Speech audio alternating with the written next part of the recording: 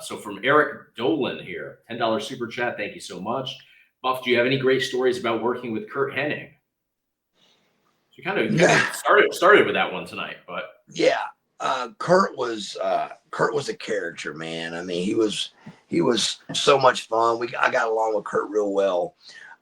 Curt had a thing that a lot of the boys knew about, and it was called Rainbow Stew.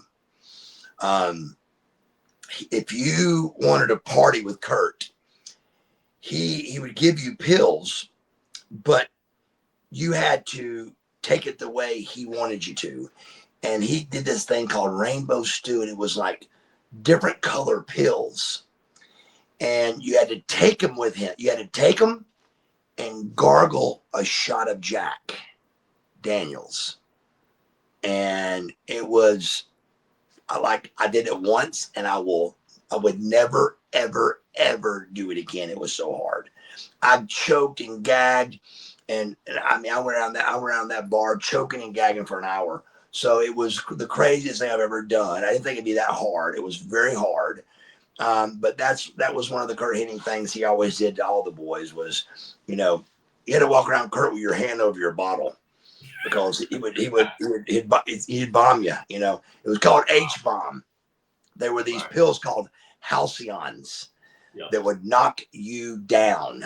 But if you put them in a beer, it fizzed over.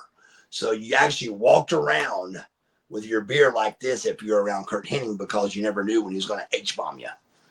Wow. So now when he would have you take this mixture of pills, was he doing it with you, or he's just making this own concoction for you to take by yourself?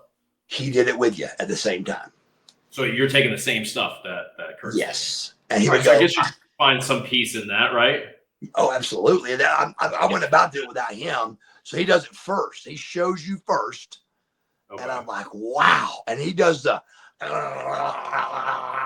like, oh my God. So my turn. Oh boy, here we go. And buddy, at the first second, I'm like, oh my, and I go ahead and swallow it. And then it's just a choking, gagging, wanting to puke. But I don't want to waste the pills. He's like, don't you waste those. Don't you waste them. And I'm like, trying not to puke. And oh my God, but it was a what's the outcome of that, or do you not remember? I don't remember. It was.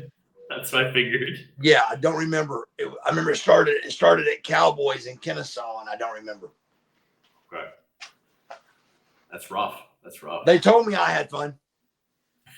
Well, there you go. And they wouldn't lie to you. When you really look back at it, I mean, really, I don't even get it. We don't remember hardly anything. We just felt like we were having fun. And there was a time period that was fun, but there was a big part where there wasn't any fun. It just was a blackout pretty quick, Yeah. Well, when you develop an addiction where now you have to have these pills, you have to have these drugs, it's like, it's kind of like the shake. You have to do it, right? You're forcing it. And it's embarrassing for me to go back and really think about when that day was, because it was early. It was early when I had crossed the invisible line, they call it. And I had to have it not to hurt now, not to go through some kind of withdrawal, either opiate or alcohol. I remember just feeling like didn't know what it was, and Lex knew what it was. And he was like, if you take a couple of pills, that'll go away. And I was like, brother, it's 12 o'clock. And he's like, I'm just telling you. So I took a couple, drank a beer, and it went away. And I went, oh boy.